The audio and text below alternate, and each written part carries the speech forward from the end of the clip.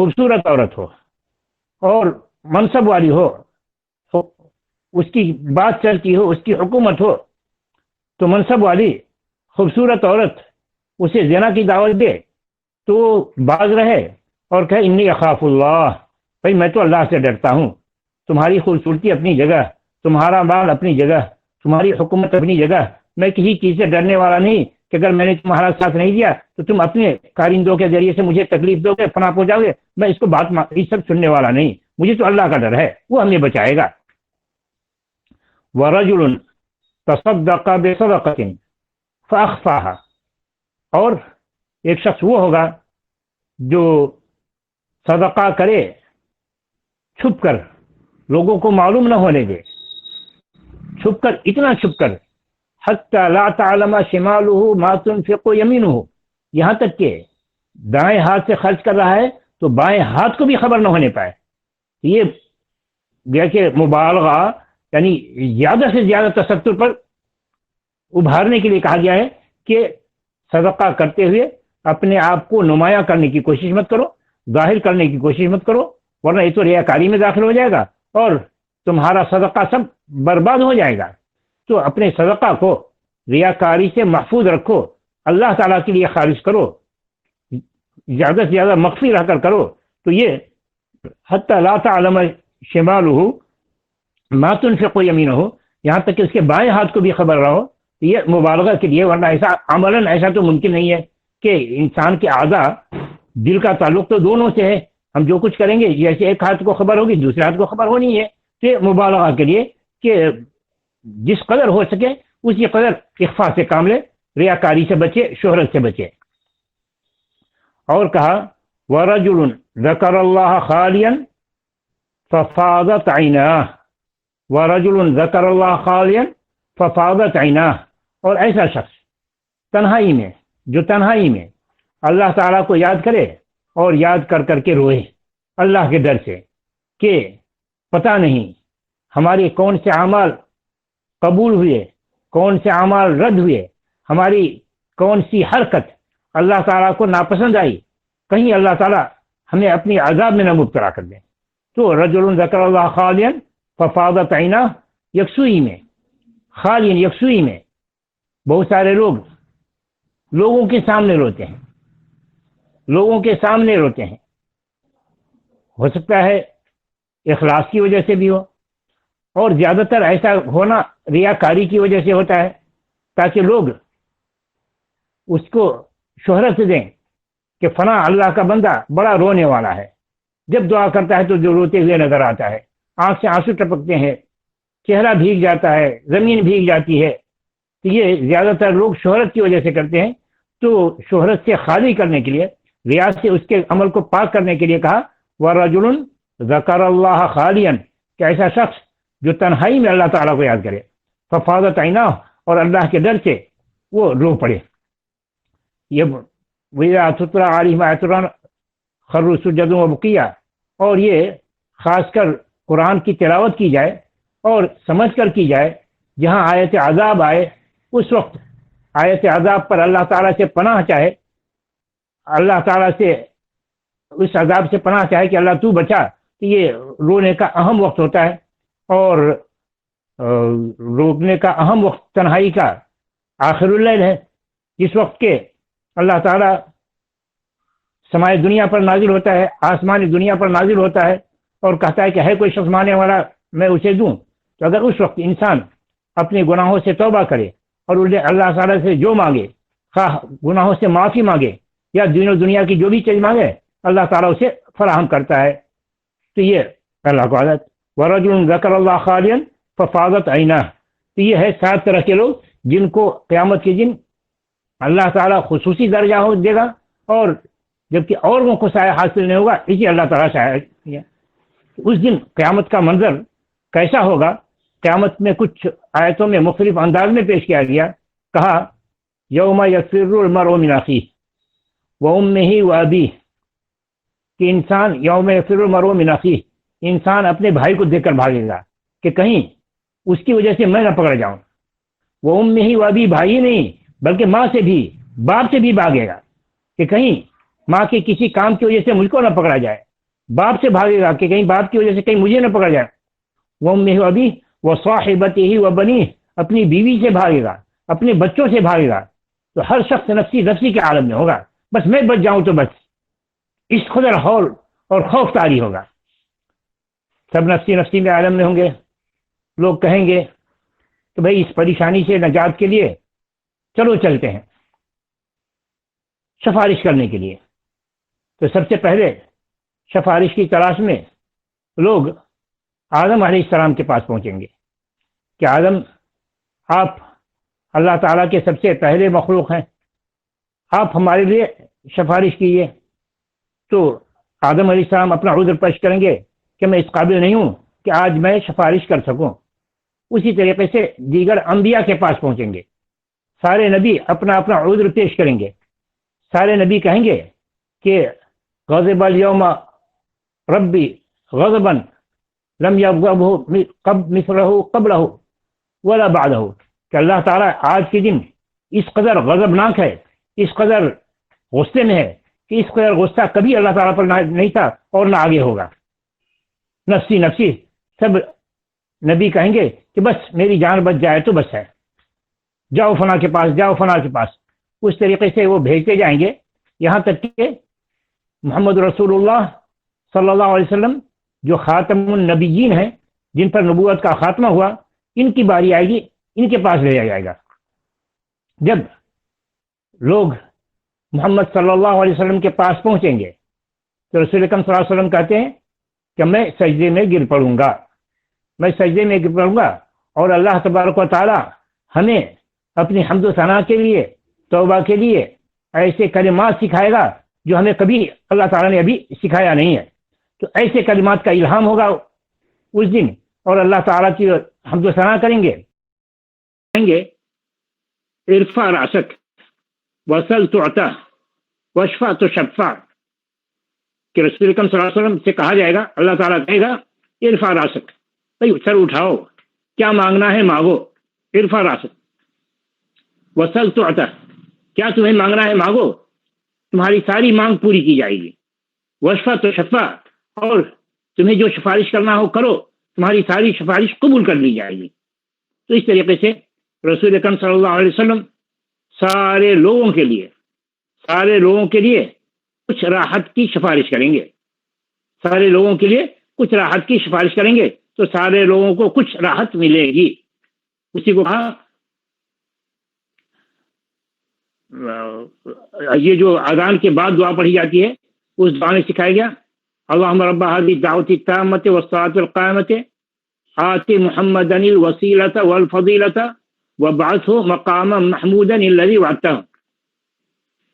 اس دعا میں جو بتایا جا رہا ہے، اذان کے بعد کی دعا ہے، اس میں بتایا جا رہا ہے اللہم رب هذه الدعوة التامة والصلاة القائمة آت محمدا الوسیلة، کہ اللہ تعالی محمد کو وسیلہ عطا فرما، محمد کو وسیلہ عطا فرما، صلی اللہ علیہ وسلم محمد کو وسیلہ عطا فرما.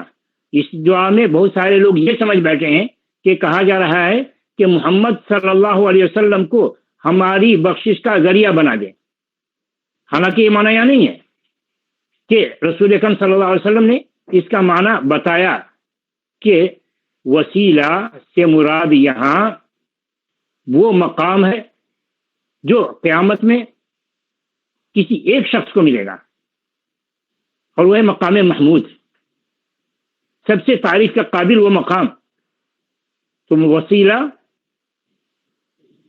ایک مقام ہے جو اللہ تبارک و تعالی قیامت میں صرف ایک انسان کو عطا فرمائے گا. وارجو ان اکون انا ہوا، اور رسول اکرم صلی اللہ علیہ وسلم کہتے ہیں کہ میں امید رکھتا ہوں کہ میں ہی وہ شخص ہوں گا جس کو یہ وسیلہ دیا جائے گا. تو مقام محمود ہے یہ وسیلہ. تو آتی محمد الوسیلۃ والفضیلہ وابعثہ مقام محمود الذی وعدتہ، اے اللہ تو ان کو وہ مقام محمود عطا فرما جس کا وعدہ تو نے اس سے کیا ہے. یہ مقام محمود کیا ہے؟ علماء اس کی تفسیر یہی کرتے ہیں، یہ مقام محمود یہی ہے کہ سب کے سفارشی آپ بنیں گے. لوگوں کو قیامت میں، قیامت کے دن نفسی نفسی ہوگی، سب پر ہول طاری ہوگا. اس ہول میں تخفیف کے لیے لوگوں کی آرام کے لیے آپ خصوصی سفارش کریں گے اور اللہ تعالیٰ کی طرف سے آپ کی دعا قبول کی جائے گی. لوگوں میں کچھ نرمی پیدا کی جائے گی, کچھ خوف تخفیف کی جائے گی, عذاب میں تخفیف کی جائے گی. پھر اس کے بعد کیا ہوگا؟ اس نرمی کے بعد پھر کا کیا کوئی اور ہے. اس نرمی کے بعد اب حساب و کتاب کا عمل شروع ہوگا. سارے لوگوں کو ایک جگہ جمع کیا جائے گا. جمع کرنے کے بعد اچھا اس جو کچھ نرمی ہوگی, اس نرمی کے دوران سارے نبیوں کو حوض ملے گا. سارے نبیوں کو حوض ملے گا. سارے نبی اپنی امت کو اس حوض سے پلائیں گے. رسول اکرم صلی اللہ علیہ وسلم کو بھی حوض ملے گا, مگر رسول اکرم صلی اللہ علیہ وسلم کے حوض کی خصوصیت یہ ہوگی کہ اس حوض سے جو شخص پی لے گا اس کو کبھی پیاس نہیں لگے گی. کبھی پیاس نہیں لگے گی. کبھی پیاس نہیں لگی تو پھر پیے گا نہیں, پیے گا شوق سے پیے گا, مزے اور لذت کے لیے پیے گا, پیاس نہیں لگے گی. تو بس اس کے بعد جو پیے گا وہ محض شوق اور لذت لینے کے لیے پیے گا, ورنہ پیاس نہیں لگے گی. اور وہ اس کا تعلق جیسا کہ حدیث سے معلوم ہے کہ اس کا تعلق حوض کوثر سے ہوگا, جو کہ جنت میں اللہ تبارک و تعالیٰ رسول اکرم صلی اللہ علیہ وسلم کو عطا فرمائے گا. اس حوض سے یعنی جنت جانے سے پہلے قیامت کی ہولناکیوں کے درمیان اللہ تبارک و تعالیٰ سارے نبیوں کو حوض عطا فرمائے گا. خصوصی حوض محمد صلی اللہ علیہ وسلم کو ملے گا. سارے نبی اپنی اپنی امت کو پلائیں گے, رسول اکرم صلی اللہ علیہ وسلم کی امت کو پلائیں گے, اور جس کو پلائیں گے اس کو کبھی پیاس نہیں لگے گی. اس کے بعد سارے لوگوں کو جمع کر کے اس کے بعد حساب و کتاب ہوگا. لیجیے حساب و کتاب ہوگا. کہا اذا زلزلت الارض زلزالها واخرجت الارض اثقالها وقال الانسان ما لها يومئذ تحدث اخبارها بان ربك اوحى لها يومئذ يصدر الناس اشتاتا ليروا اعمالهم. لوگ جمع کیے جائیں گے ارض محشر میں تاکہ سب اپنے اپنے عمل کو دیکھیں. تو ہر شخص کو اس کا اعمال نامہ تھما دیا جائے گا. ہر شخص کو اس کا اعمال نامہ تھما دیا جائے گا. بلکہ اس سے پہلے کہ تھمانے سے پہلے کہیے کہ وہ حساب و کتاب ہوگا. فَأَمَّا مَنْ ثَقُلَتْ مَوَازِينُهُ فَأُولَئِكَ هُمُ المفلحون. یہ میزان میں ترازو میں سب کے اعمال تولے جائیں گے. سب کے اعمال تولے جائیں گے.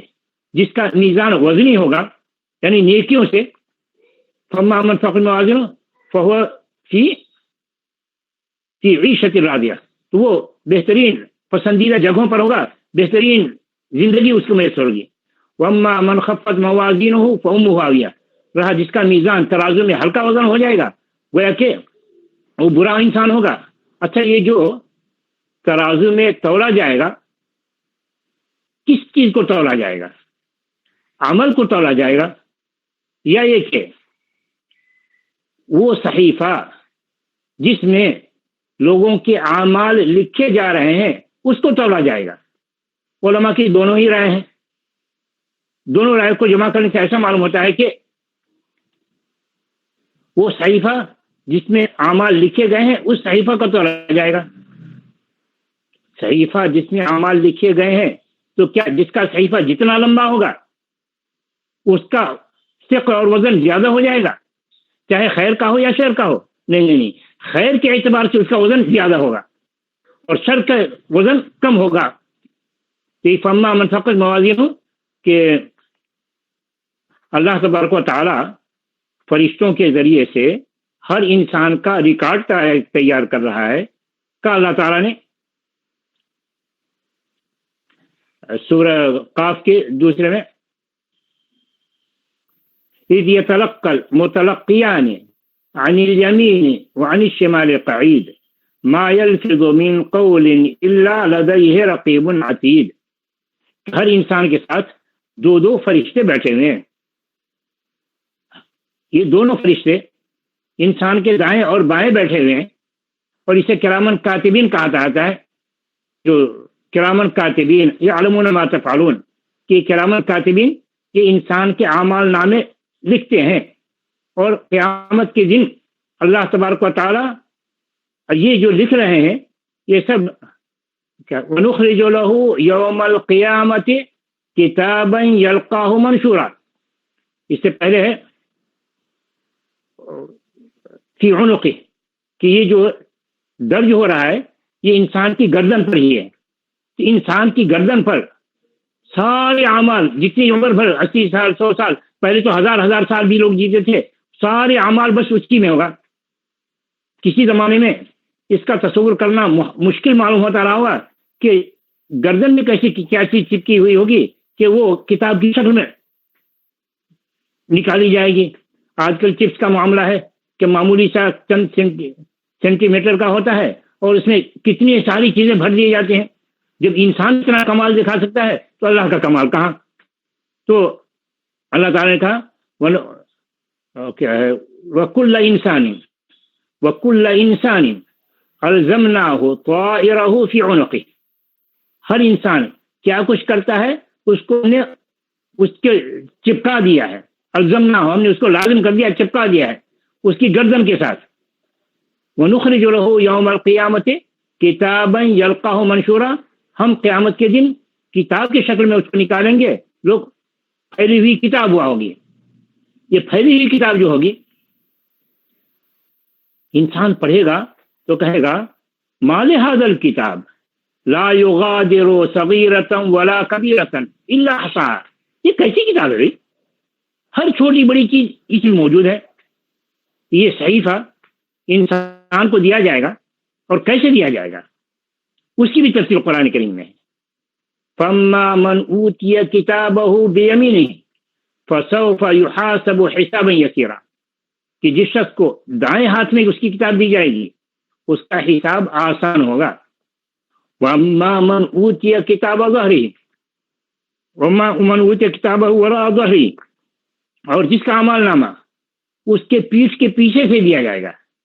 اس کی تجلیل گویا کہ اعمال نامہ دیتے ہی اس کی تجلیل شروع ہو جائے گی، اس کی تحقیر شروع ہو جائے گی، اس کا عذاب شروع ہو گیا. وَأَمَّا مَنْ أُوتِيَ كِتَابَهُ وَرَاءَ ظَهْرِهِ فَسَوْفَ يَدْعُو ثُبُورًا، وہ کہتا ہے ہائے افسوس میں تو ہلاک، ہائے افسوس میں تو ہلاک. اور جہاں جس کے دائیں ہاتھ میں لایا جائے گا، جس کے دائیں ہاتھ میں اس کا اعمال نامہ دیا جائے گا، وہ خوشی سے جھومتے ہوئے کہے گا ہاؤ مقرؤ کتابیہ، آؤ آؤ دیکھو ہماری کتاب پڑھو. بس جس کا رزلٹ اچھا ہوتا ہے کیسے ہنستے ہوئے دیتا ہے، دیکھو دیکھو بھائی کیا اچھا رزلٹ ہے. تو کہے گا ہاؤ مقرؤ کتابیہ انی ظننت انی ملاق حسابیہ، آؤ دیکھو دیکھو بھائی ہمارا اس میں کیا ہے. مجھے یقین تھا، انی ظننت انی ملاق حسابیہ، مجھے یقین تھا. یہ ظن یہاں یقین کے معنی میں ہے کہ مجھے تو اپنا حساب دیا جانا ہے، ہم جو کچھ کر رہے ہیں ملے گا، ہم اس کا بدلہ ہم کو ملے گا، اچھا بدلہ ملے گا. انی ظننت انی ملاق حسابیہ. اللہ تعالیٰ کہتا ہے فہو فی عیشۃ راضیہ، یہ بہترین زندگی ملے گی اس کو جس سے وہ خوش ہوگا.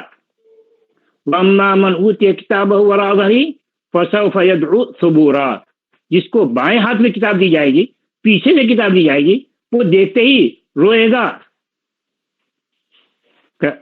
ویسرا سعیرا، اس کو اٹھا کر جہنم میں ڈال دیا جائے گا. آج اسی پر اکتفا کرتے ہیں اور سوال جواب موقع میں پھر آگے چل کر کے کہ جہنم میں کیا کچھ ہوگا، کیسے لوگوں کو جہنم میں ڈالا جائے گا اس کی تفصیل، اور پھر جنت اگر اسی میں موقع رہا تو پھر جنت میں کیسے لوگوں کو ڈالا جائے گا اور جنت میں کیا کچھ مواقع ہوں گے، انشاءاللہ آئندہ تقریر میں بیان کیا جائے گا. ہماری تقریباً کچھ کٹ کر کے گڑبڑ ہوا، اب پونے گھنٹے کی ہوئی. انشاءاللہ اس کا خلاصہ ہو سکتا ہے سارے لوگ کو بات مستحضر نہیں ہو پاتی ہے یا ہماری زبان کی وجہ سے پریشانی ہوتی ہے، تو ہم جناب شکیل عثمانی صاحب سے جی وہ جوائن نہیں کر پائے، وہ کچھ پرابلم کی وجہ سے، ٹیکنیکل پرابلم، بارش ہو رہی ہے تو کوئی بات نہیں. اب لوگ اپنے سوال پوچھ سکتے ہیں. ہاں جی ہاں، اسی پر ہم اتفاق کرتے ہیں. اللہ تعالیٰ ہم سب کو قیامت کی تیاری کی توفیق عطا فرمائے کہ اچھے اعمال کے ساتھ حاضر ہوں. اللہ تعالیٰ ہم سب کو توبہ کی توفیق عطا فرمائے، جنت نصیب فرمائے، اور ہر اس کام کی توفیق عطا فرمائے جس سے اللہ راضی ہو اور ہمیں جنت نصیب ہو. جی آمین. ایک منٹ، جو برادرس ہیں وہ کوشچن پوچھ سکتے ہیں ڈائریکٹ انمیوٹ کر کے، اور جو سسٹرس ہیں وہ چیٹ پہ ٹائپ کر لیجیے، ہم لوگ انشاءاللہ آپ کے بہاف پہ کوشچن پوچھ لیں گے. السلام علیکم ورحمۃ اللہ وبرکاتہ. وعلیکم السلام ورحمۃ اللہ وبرکاتہ. شیخ میں ہدایت بات کر رہا ہوں. سوال ہے وہ جو حدیث بیان کیا قیامت کے دن عرش الہی کے سائے میں جو ہوں گے 7 اشخاص، اس میں جو ہے امام عادل، جی کیا کہا؟ جو 7 لوگوں کی حدیث جو بیان کی عرش الہی کے سائے میں موجود ہوں گے وہ لوگ، جو پہلا امام عادل ہے اس کے اندر اگر ہم اس کی تشریح بیان کریں تو کیا یہ بھی بول سکتے ہیں کہ امام عادل سے مراد یہ بھی ہے اگر مسجد کے آپ کو امیر بنا دیے گئے آپ کے اوپر یہ واجب بنتا ہے کہ آپ انصاف کے ساتھ معاملہ کریں، یا تو آپ کے گھر معاملے میں تو ہوتا ہے اس کے اوپر یہ واجب بنتا ہے کہ وہ اپنے گھر والوں کے ساتھ سارے لوگوں کے ساتھ انصاف کے ساتھ بیان کرے، یہ بھی اس میں بات کہہ سکتے ہیں کیا؟ تو ویسے تو الامام کا اطلاق تو اصل امامت عظمیٰ پر ہوتا ہے، مگر اس کے ساتھ ہی خاص میں ہی مفسرین نے کہا ہے کہ اس میں ہر وہ شخص ہر ذمہ دار آ جا سکتا ہے، ہر ذمہ دار گھر کا ہو یعنی بڑا کنبہ ہو تو سمجھیے کہ کچھ تصور آئے، ورنہ محلے کا ہو، بستی کا ہو، یا ضلع کا ہو، یا اس طرح صوبہ کا ہو، یہ پورا یہاں سے وہاں تک چلا جائے گا۔ یہاں تو ویسے امام کا بڑا تصور تو کم سے کم بستی یا اس سے بڑی چیز ہو، اس کے لیے آتا ہے۔ گھر والے کے لیے لفظ امام نہیں استعمال کیا گیا ہے۔ جی شیخ، تو دوسری بات ہے شیخ، پھر دوسرا یہ وشاب نشأ فی عبادت اللہ جو ہے لفظ، اس کی تھوڑا 1 منٹ تشریح اگر کہیں تو بہتر ہوتا ہے پھر دوبارہ۔ وشاب نشأ فی عبادت اللہ، وہ نوجوان جو اللہ کی عبادت میں زندگی گزارا ہو۔ یہ نوجوانی کا مرحلہ بڑا ہی اہم مرحلہ ہوتا ہے۔ نوجوانی میں لوگوں کو اپنے نفس پر کنٹرول کرنا مشکل ہوتا ہے۔ نوجوانوں کی جماعت ہوتی ہے، ہر طرح کی عیاشیاں اسے اس وقت سوچتی ہیں، کھانے پینے کا شوق، دنیا کی مختلف چیزوں سے استفادہ کا شوق، رنگینیوں کا شوق۔ تو ایسے وقت میں اگر کوئی شخص دنیا سے بوقت ضرورت تعلق رکھ کر کے اللہ تعالیٰ سے ڈر کر دنیا کی رنگینیوں سے وہ بچنے کی کوشش کرتا ہے تو ایسے شخص کو انشاءاللہ یہ ملے گا۔ ٹھیک ہے شیخ، بہت بہت جزاک اللہ خیر، احسن الجزا۔ شیخ پھر کلاس آپ کی کب ہوگی شیخ؟ جی ایک منٹ پہلے کوشچن سر کر لوں، اس کے بعد پھر دوبارہ کلاس آپ کی کب شروع ہوگی؟ یہ جو ہے پروگرام والے انشاءاللہ بتائیں گے۔ گروپ میں اگر ہیں تو بتائیے۔ ایک سسٹر کا سوال ہے ابھی جی کہ آپ نے بولا کہ 2 لوگ کو اللہ کے لیے پیار کرنا چاہیے۔ اچھا، رجلان تحابا فی اللہ، اللہ کے لیے محبت کرتے ہو۔ جی ہاں، تو 2 لوگ آپس میں اللہ کے لیے کیسے محبت کر سکتے ہیں؟ 2 لوگوں کی محبت آپس میں، یعنی اسی کو مختصر تشریح تو ہی آ گئی تھی کہ کسی سے محبت کرنا اس وجہ سے کہ وہ اللہ کا مطیع و فرما بردار بندہ ہے۔ محبت کرنا مطلب یہ ہوتا ہے کہ وہ عشق کا لفظ الگ ہے، محبت یعنی دل میں کسی کے لیے جگہ ہونا، اس سے اپنائیت دل میں پیدا ہونا۔ تو یہ فی اللہ جب ہوگا تو اس کا مطلب ہے کہ برائیوں سے بچتا ہوا ہوگا۔ یعنی کسی مرد کے ساتھ کسی مرد کا عورت کے ساتھ اللہ سے خوف کر کے ہوگا تو اس عورت کے اندر جو خوبی ہوگی اطاعت کی، فرما برداری کی، اس کی وجہ سے اس دل میں محبت پیدا ہوگی۔ مگر اس دل کی محبت چونکہ اللہ سے ڈر کر ہے تو اللہ سے ڈر کر ہی اس سے غیر شرعی تعلقات قائم کرنے کی کوشش نہیں کرے گا، کیونکہ اللہ کی طرف سے اس سے محبت ہے کہ وہ اللہ کی فرما بردار عورت ہے۔ تو اس سے دل میں کبھی جرأت پیدا نہیں ہوگی کہ ناجائز تعلقات ہم اس سے قائم کریں، ناجائز گفتگو کریں، اس طرح کی نہیں ہوگی۔ یہ ہے تحابہ فی اللہ، اللہ سے ڈر کر کہ فلاں کی مطیع و فرما بردار بندہ ہے یا بندی ہے۔ تو بہت سارے لوگ ہیں جن سے ہم ملتے نہیں، جن سے ہماری گفتگو نہیں ہوتی، مگر جب ہم ان کا چرچا سنتے ہیں کہ بڑے اچھے عبادت گزار ہیں، اطاعت گزار ہیں، بہت سارے لوگوں کو فائدہ پہنچا رہے ہیں، تو ہمارے دل میں ان کی محبت پیدا ہوتی ہے، مرد ہو یا عورت۔ تو اسی قسم کی محبت ہے یہ محبت کوئی عشق کی والی محبت نہیں، کہ اللہ سے ڈر کر محبت ہے۔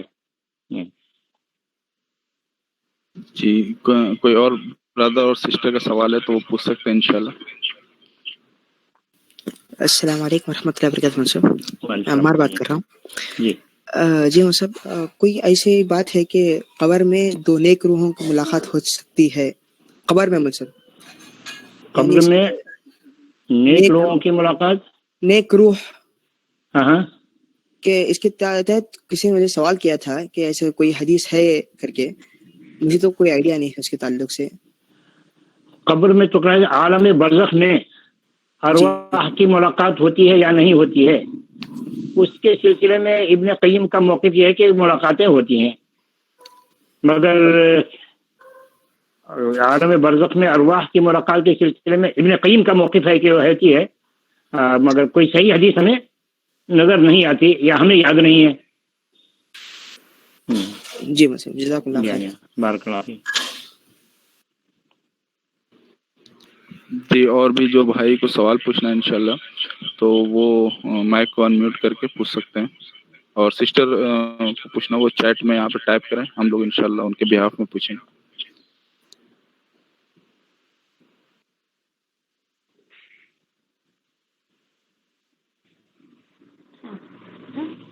دیکھ رہا ہوں کتنے لوگ ہیں، 21 ہیں۔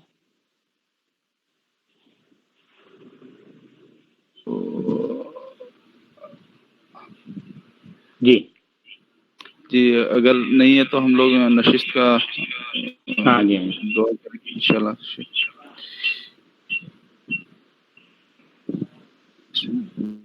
جی شیخ دعا کر سکتے ہیں شاید اب ٹھیک ہے۔ سبحانک اللہم و بحمدک، اشہد ان لا الہ الا انت، استغفرک و اتوب الیک۔